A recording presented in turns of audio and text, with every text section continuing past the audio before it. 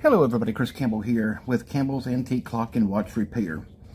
Up on the workbench this evening we have a very old clock movement. This is coming from a kitchen clock. This is from, let's see, it is from October the 6th, 1874. It is a F. Keller Clock Company out of New York, New York. The customer, we just took this movement out of the case because we're going to do a complete movement overhaul. The customer says it'll run for about 10 to 15 minutes and then just stops. When you also go to strike, it will just keep on striking and not stopping. So we're going to do some preliminary testing.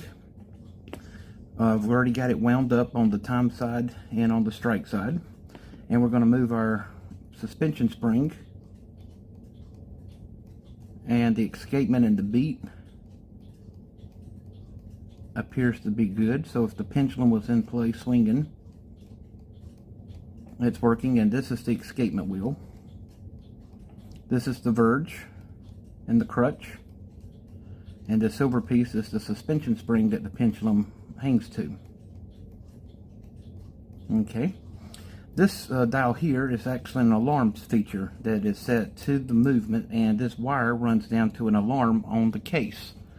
And when this lever is raised up, the alarm goes off on the bottom part, and you can set it like a timer in the kitchen. But now let's test it to see if it'll stop striking when I set it into warning. There we go.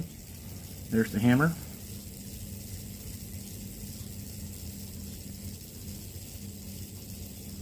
And it should have stopped. I'm going to advance the mechanism to make it stop, and there we go. Yes, so something is definitely broke. All right. Well, first I can tell you the governor, or the fly, has been modified. Somebody has put a glob of silver solder on this side, and on the reverse side here they've added it as a weight to counteract the governor. This piece here, or this gear, is called a governor or fly, and it basically slows down the strike. Without it, it would just go off, boom, boom, boom, boom, boom, boom, boom. You wouldn't even be able to count the strikes. This slows it down so that you can count each strike.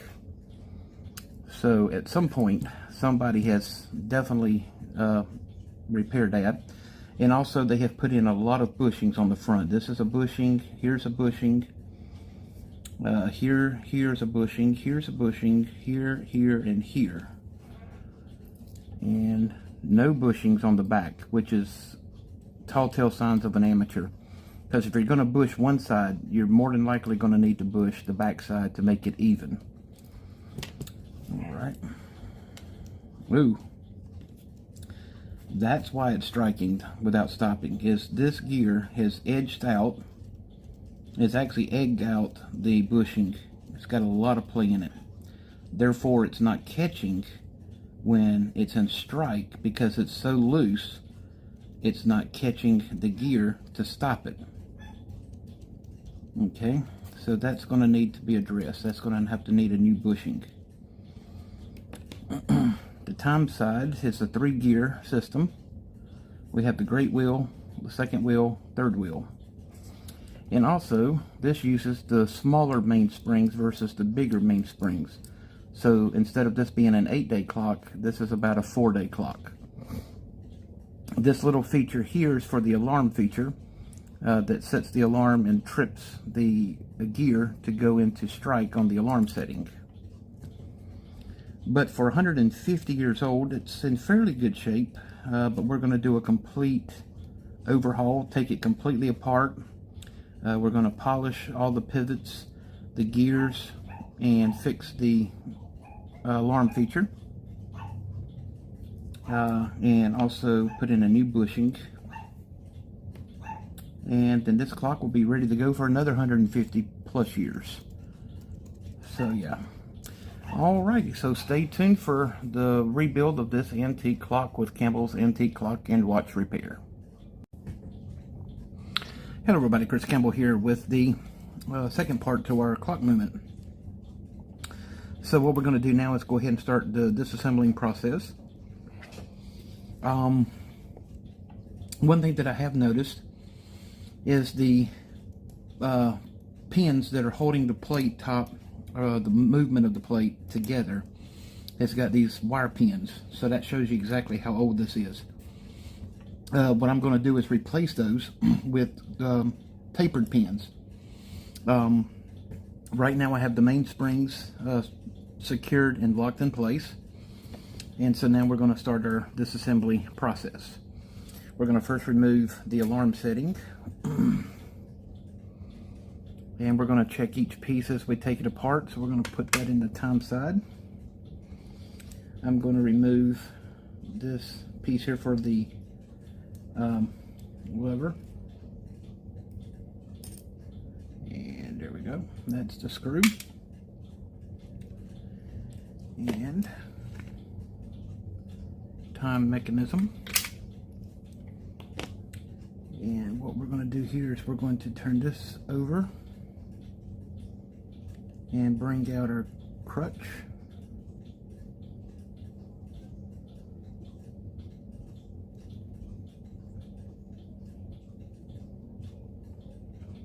Yes, that's very dirty, very worn. You can see how cruddy it is. The suspension spring will come out next. Okay, it does show signs of, we got it, it's actually broke about halfway through, split. I'll have to make a new one. Okay. Now let's start the disassembling.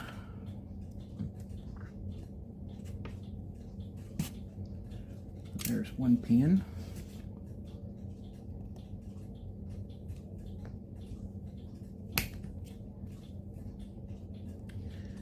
There's the second pin.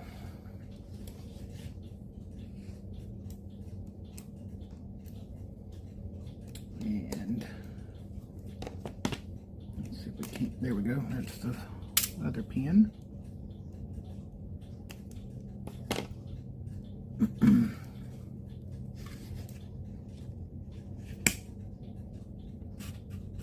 Well, that one is really in there. But for this to be well over 100 years old, I can tell.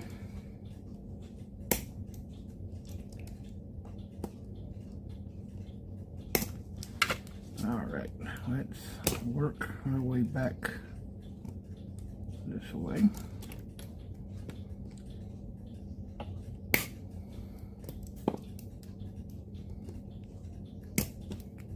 Almost. If I can just get a good solid grip.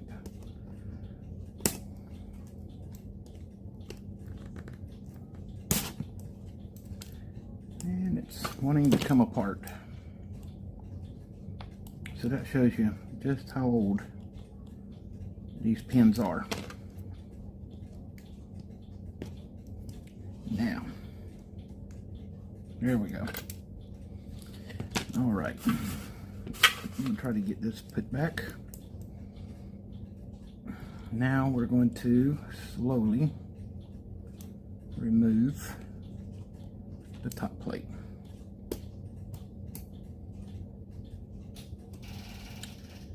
And there we go. Okay.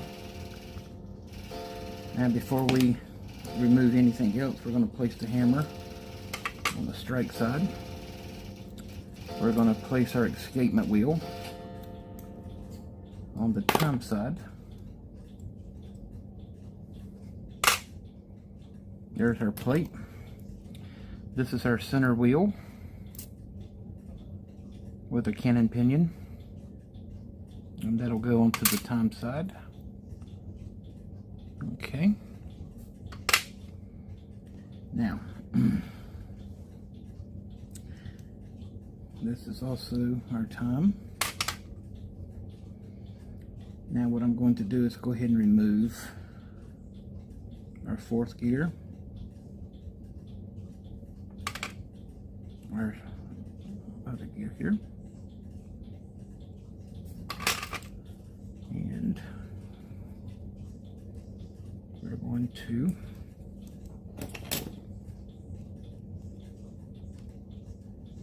I'll come back to the mainspring gear here in a minute, but now we'll remove our fly, the governor, the warning wheel, the cam wheel. Actually, we'll remove this one next because this one can be a little easier. Okay. Now for the cam wheel.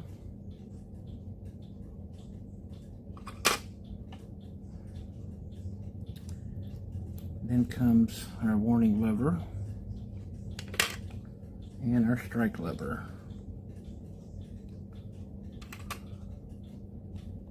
And the great wheel with the mainspring. And this is also the count wheel. This has got your notches for the count of the strike. Okay, now let's go ahead and get this one off.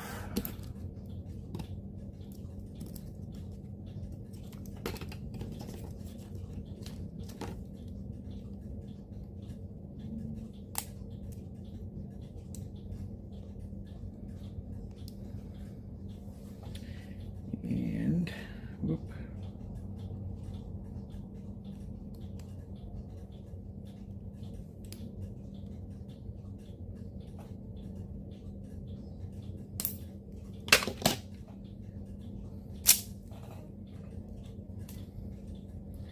And there's the other great wheel. The zip tie that I had came loose, so we're going to have to do that. That could have been very dangerous when it popped like that.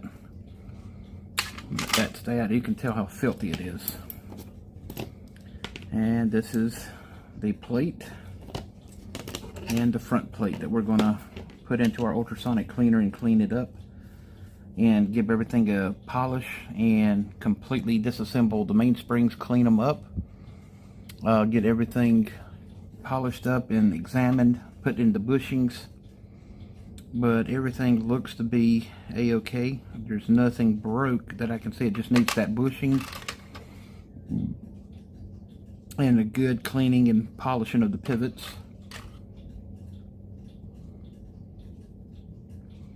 But this is filthy. And we're also going to address the governor with the extra solder on the sides. And we'll go ahead and take that off so we can polish it up. And the gear, the pivot. Alrighty, so stay tuned for part 3 of this clock overhaul. Have a wonderful evening. Greetings.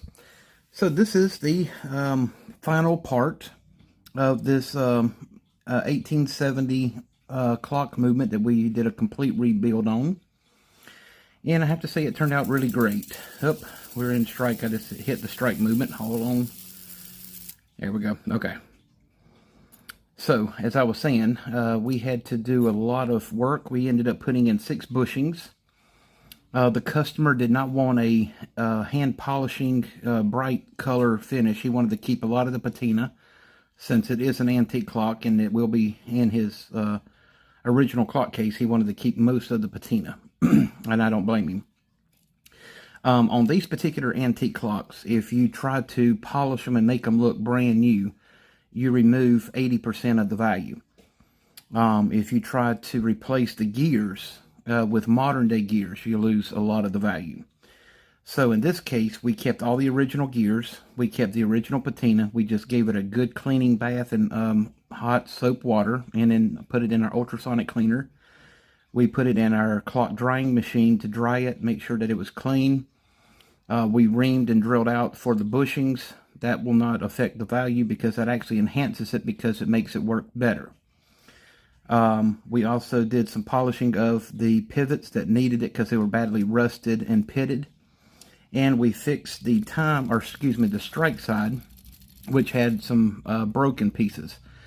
I did keep a few of the silver solder onto the governor of the fly because that was acting as a counterbalance to help slow it down. At some point, whoever made this movement, they used a very lighter material brass for the fly. And with it being so light, it made the clock strike super fast. So to help slow it down, they added silver solder to this side and to the opposite side as a counterbalance. And so I kept that. That's not going to affect the value. It actually helps with the clock's internal workings.